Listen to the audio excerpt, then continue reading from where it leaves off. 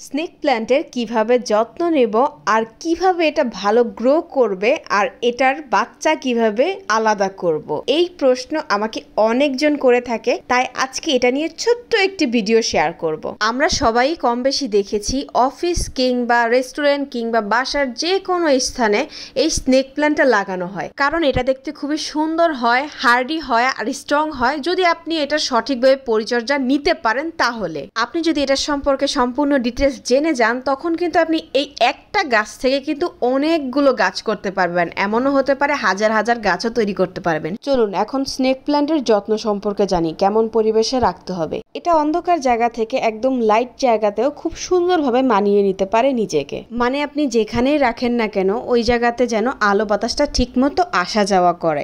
একদম অন্ধকার রুমে তো কোনো মানুষই বাঁচতে পারে না, গাছও ঠিক তেমনই। এখন পানির কথাটা আমরা জানি, পানি সপ্তাহে একবার ব্যবহার করতে হয়, অনেকে আবার 15 দিন পর পরও ব্যবহার করে, এক একজনের পরিবেশের উপর ডিপেন্ড করে। স্নেক প্ল্যান্ট মারা যাওয়ার সর্বপ্রথম কারণ হচ্ছে বেশি পানি দেওয়া।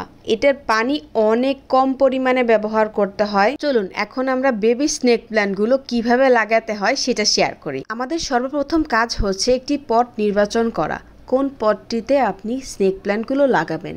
আমাদের স্নেক প্ল্যান্টগুলো বেশিরভাগ বেবি সাইজের গুলো 3 ইঞ্চি পটে লাগানো হয়। এটার জন্য এই ছোট বেবিগুলোর জন্য কিন্তু এইটাই একদম বেস্ট।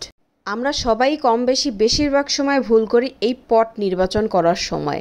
বেশি বড় পট হলে যে আপনার গাছটা খুব সুন্দর হবে, হেলদি হবে, বিষয়টা কিন্তু তা না। বেশি বড় পট হলে তখন কিন্তু আপনার গাছেরও সমস্যা হবে, কারণ বড় পট হলে পানিটাও বেশি পরিমাণ যাবে ওই পটটিতে, আর পানি বেশি হলে কিন্তু গোড়া নরম হয়ে পচে যাবে। তাই সব সময় পট নির্বাচন করবেন ভেবে চিনতে। আপনাদের সাথে কথা বলতে বলতে কিন্তু আমাদের অলরেডি অনেকগুলো স্নেক প্ল্যান্ট লাগানো হয়ে গিয়েছে।